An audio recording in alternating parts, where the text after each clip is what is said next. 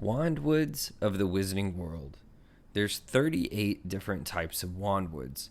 A wand is an object through which a witch or wizard channels his or her magic.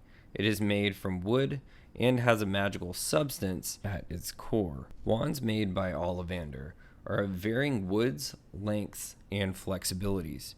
Only a minority of trees can produce wand quality wood, just as a minority of humans can produce magic.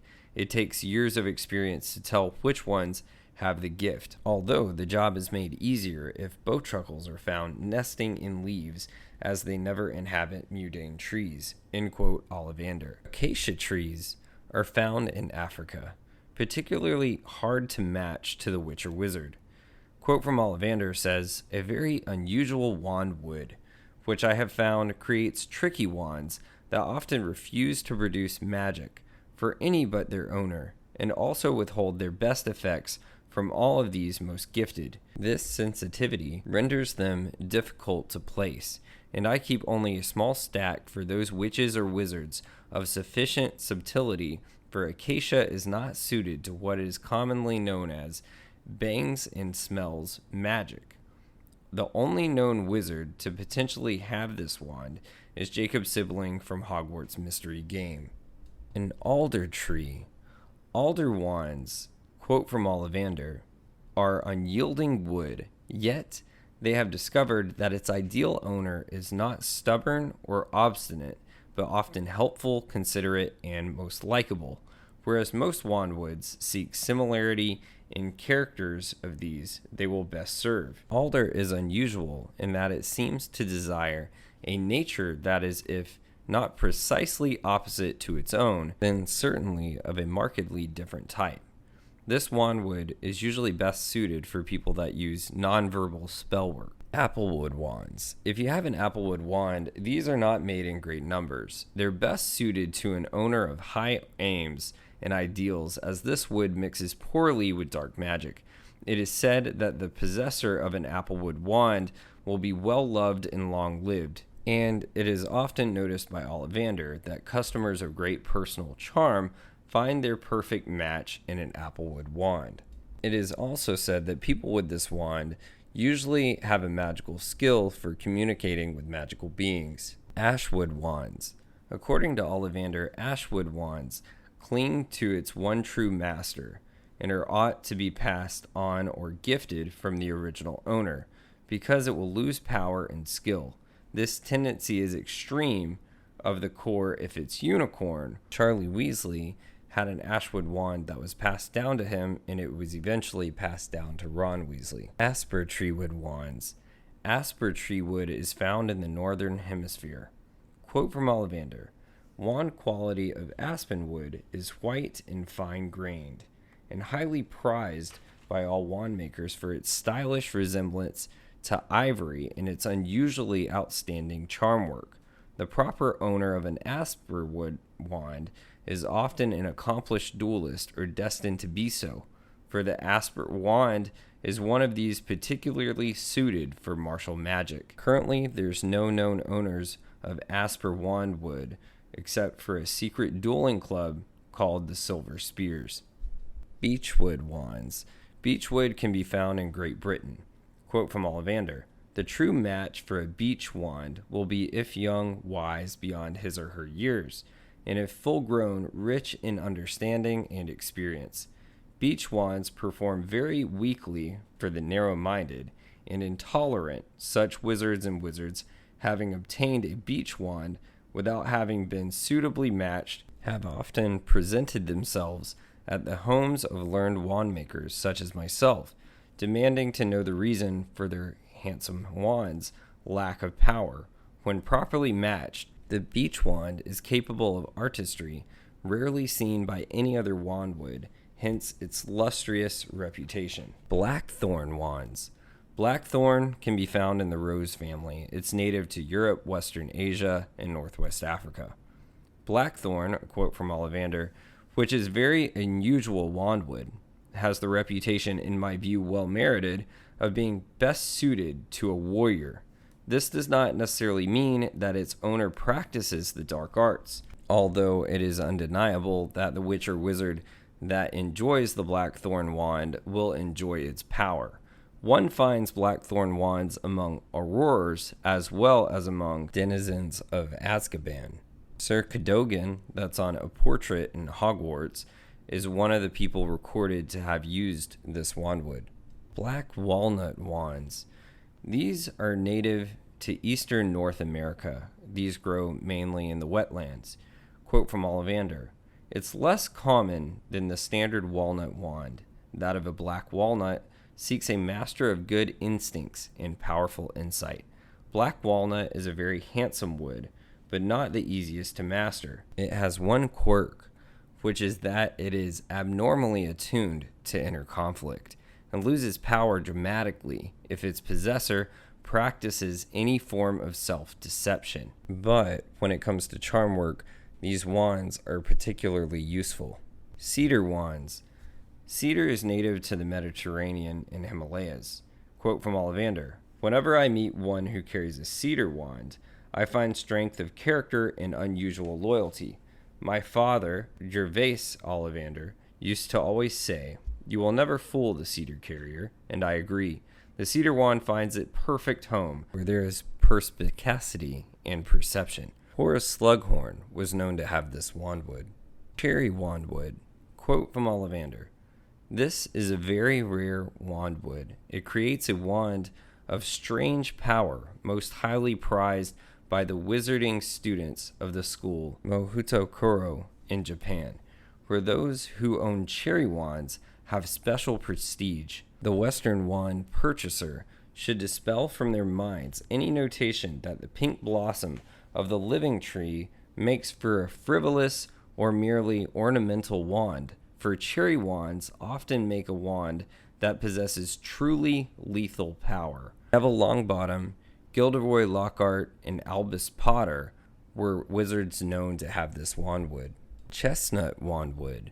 According to Ollivander, this is multifaceted wood which varies greatly in its character depending on the wand core and takes a great deal of color from the personality that possesses it.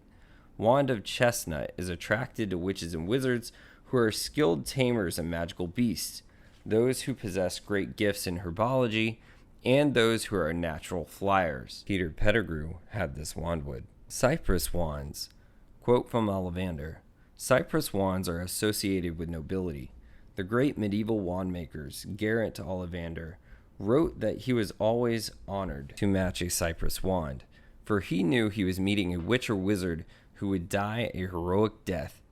Fortunately, in these less bloodthirsty times, the possessor of the cypress wands are rarely called upon to lay down their lives, though doubtless many of them would do so if required. A previous owner of this wandwood was Remus Lupin." A dogwood wandwood.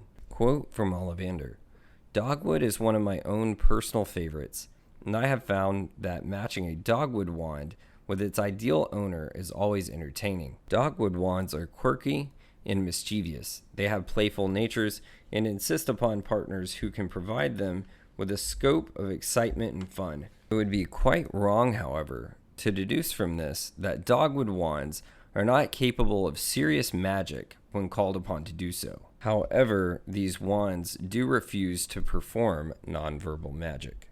Ebony wandwood. Ebony has a mirror finish when polished. Quote from Ollivander, "This jet black wandwood has an impressive appearance and reputation, being highly suited to all manner of combative magic and to transfiguration. Ebony is the happiest in the hand of those with courage to be themselves. Frequently nonconformist, highly individual, or comfortable with the status of an outsider, ebony wand owners have been found both among the ranks of the Order of the Phoenix and among the Death Eaters." Elder wandwood. The rarest wandwood of all, and reputed to be deeply unlucky. The elder wand is trickier to master than any other. It contains powerful magic, but scores to remain with any owner who is not superior of his or her company. It takes a remarkable witch or wizard to keep the elder wand for any length of time.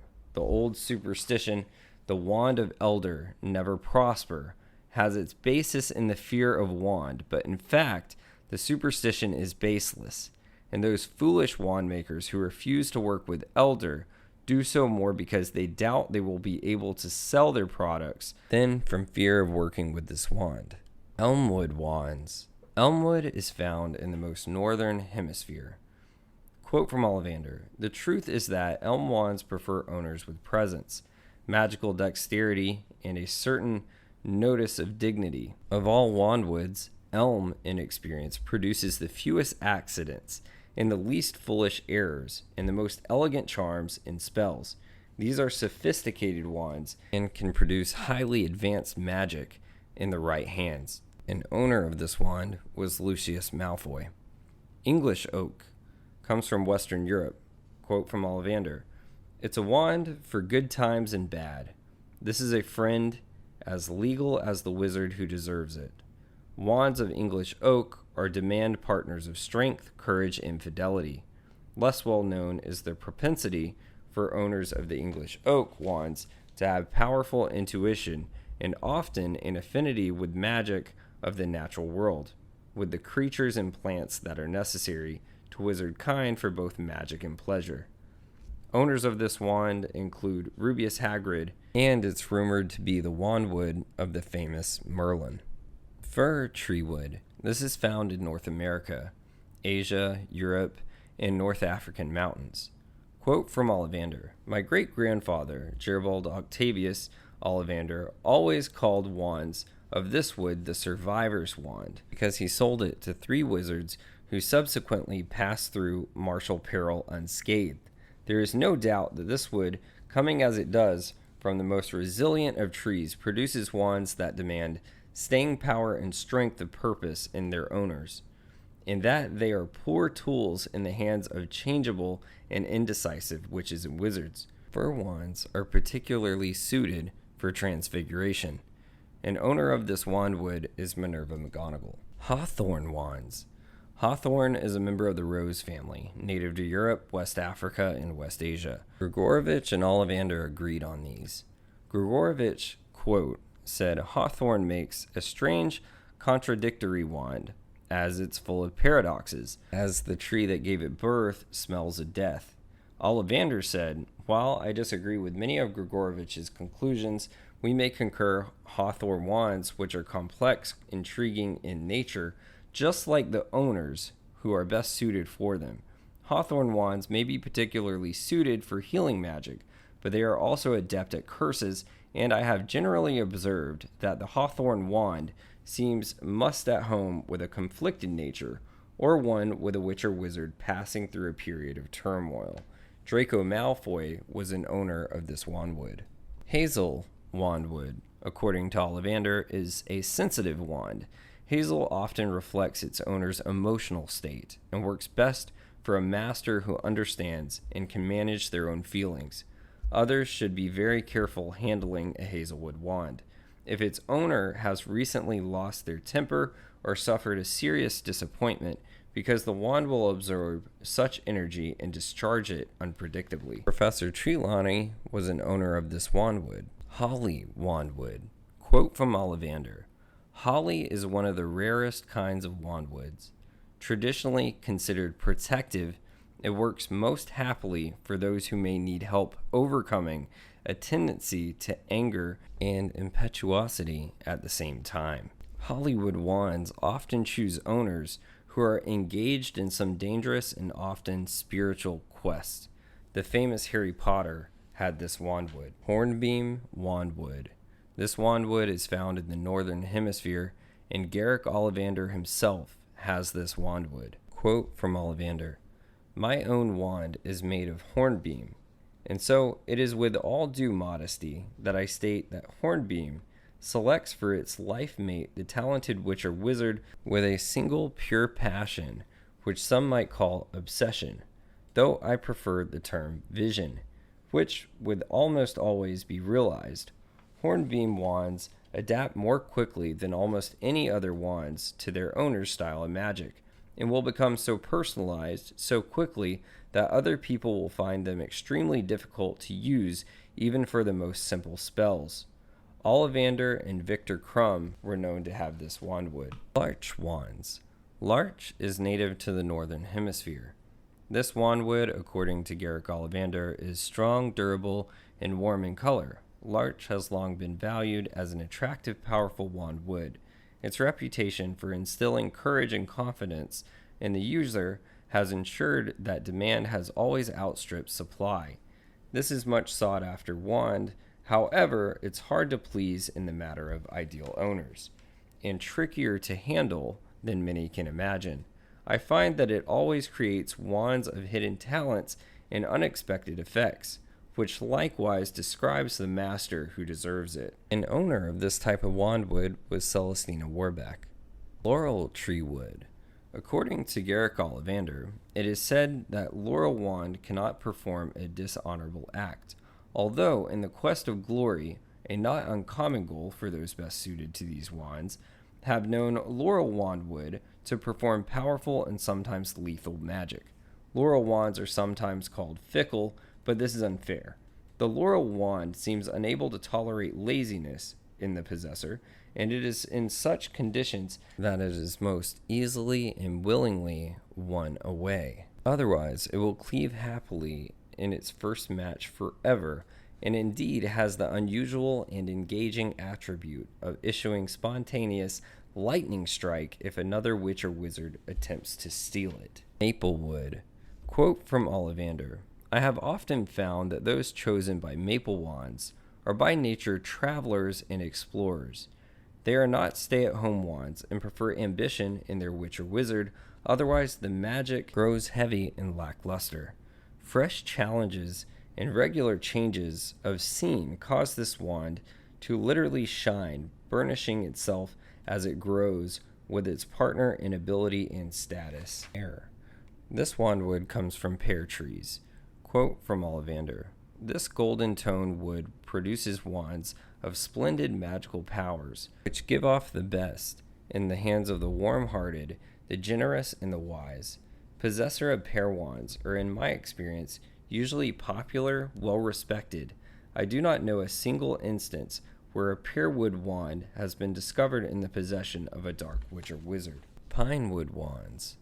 Pinewood, quote from Ollivander: The straight-grained pine wand always chooses an independent individual master who may be perceived as a loner, intriguing and perhaps mysterious. Pine wands enjoy being used creatively, and unlike some others, will adapt unprotestingly to new methods and spells. Many wand makers insist that pine wands are able to detect and perform best for owners who are destined for long lives. Poplar wandwood. This is found in the native northern hemisphere. Quote from Ollivander: If you seek integrity, search first among the poplars, was a great maxim of my grandfather, Gerbold Ollivander, and my own experience of poplar wands and their owners tallies exactly with his. Here is a wand to rely upon, of consistency, strength, and uniform power, always happiest when working with a witch or wizard of a clear moral vision. Eldridge Diggory and Evangeline Orpington, ministers of the Ministry of Magic, had this wandwood. Red oak wandwood. Ollivander said, quote, You will often hear the ignorant say that red oak is an infallible sign of its owner's hot temper. In fact, the true match for a red oak wand is possessed unusually fast reactions, making it a perfect dueling wand, less common than English oak. I have found that its ideal master is light of touch, quick-witted, adaptable, and often the creator of distinctive trademark spells, and a good man or woman to have beside one in a fight. Redwood wandwood. Redwood wandwood, according to Garrick Ollivander, said, Wand quality redwood is in short supply yet constant demand, due to its reputation for bringing good fortune to its owner. As is usually the case with wand lore, the general populace have the truth back to front. Redwood wands are not themselves luckily, but are strongly attracted to witches and wizards who already possess the admirable ability to fall on their feet, to make the right choice, to snatch advantage from catastrophe. Rowan wand wood, comprised of shrubs and small trees in the northern hemisphere. Quote from Ollivander: Rowan wood has always been much favored wand wood because it is reputed to be more protective than any other, and in my experience renders all manner of defense charms especially strong and difficult to break. It is commonly stated that no dark witch or wizard ever owned a Rowan wand, and I cannot recall a single instance where one of my own Rowan wands has gone to do evil in this world. It is said that wizards chosen by Rowan wand wood can also be compatible with elder wand wood. Silver lime, a flowering plant native to Southeast Europe and Southwest Asia. Quote from Ollivander: This unusual, highly attractive wand wood was greatly in vogue in the 19th century. Demand outstripped supply, and unscrupulous wand makers dyed substandard woods in an effort to fool purchasers into believing that they purchased silver lime. The reasons for these wands' desirability lay not only in their unusually handsome appearance, but also because they had a reputation for performing for seers and those skilled in legilimency. Spruce tree wood. This is found in the northern temperate regions. Ollivander said, quote, Unskilled wand makers call spruce a difficult wood, but in doing so they reveal their own ineptitude. It is quite true that it requires particular deftness to work with spruce, which produces wands that are ill-matched with cautious or nervous natures and become positively dangerous in fumbling fingers. The spruce wand requires a firm hand because it often appears to have its own ideas about what magic it ought to be called upon to produce. However, when a spruce wand meets its match, which in my experience is a bold spellcaster with a good sense of humor, it becomes a superb helper, intensely loyal to their owners and capable of producing particularly flamboyant and dramatic effects. Sycamore. This is found in the Forest of Dean in Forbidden Forest. A sycamore wand, quote Ollivander, the sycamore makes a questing wand, eager for new experience and loose brilliance if engaged in mundane activities. It is a quirk of these handsome wands that they may combust if allowed to become bored, and many witches and wizards settling down into middle age are disconnected to find their trusty wand bursting into flame in their hand as they ask it one more time to fetch their slippers. As may be deduced, the sycamore's ideal owner is curious, vital, and adventurous. Vinewood. Quote from Ollivander: Vinewood wands are among the less common types, and I have been intrigued to notice that their owners are nearly always those witches and wizards who seek a greater purpose, who have a vision beyond the ordinary, and who frequently astound those who think they know best. Vine wands seem strongly attracted by personalities in hidden depths, and I have found them more sensitive than any other when it comes to instantly detecting a prospective match. Hermione Granger's wand is vinewood. Walnut wood. According to Ollivander, walnut wood is highly intelligent. Witches and wizards ought to be offered a walnut wand for trial first, because in 9 cases out of 10, the two will find in each other their ideal mate. Walnut wands are often found in the hands of magical innovators and inventors. The owner of these wand woods usually have unusual versatility and adaptability. An owner of this wand wood is Bellatrix Lestrange. Willow wand wood. According to Ollivander, willow is an uncommon wand wood with healing powers, and I have noted that the ideal owner for a willow wand often has some unusually unwarranted insecurity, however well they may try to hide it. While many customers insist on trying a willow wand, attracted by their handsome appearance and well-founded reputation for enabling advanced nonverbal magic, my willow wands have consistently selected those of greatest potential rather than those who feel they have little to learn. Ron Weasley is an owner of a willow wand. Yew tree wood. Yew trees and shrubs are found in the Forbidden Forest. Quote from Ollivander: Yew wands are among the rarer kinds, and their ideal matches are likewise unusual and occasionally notorious. The wand of a yew is reputed to endow its possessor with the power of life and death, which might, of course, be said of all wands, and yet yew retains a particularly dark and fearsome reputation in the spheres of dueling and all curses. Tom Riddle and Ginny Weasley had a yew wandwood. There are 38 different types of wandwoods. Which one did you get on Pottermore.com, and which one did you create on Hogwarts Legacy? Drop it in the comments below. I would love to hear yours. If you would like to know more about Harry Potter and the Wizarding World lore, subscribe to Chase and Josh Factor Fantasy Podcast. The link is in the bio, or you can subscribe to Ridiculous Patronus on YouTube. Thank you, everyone. Have a magical week.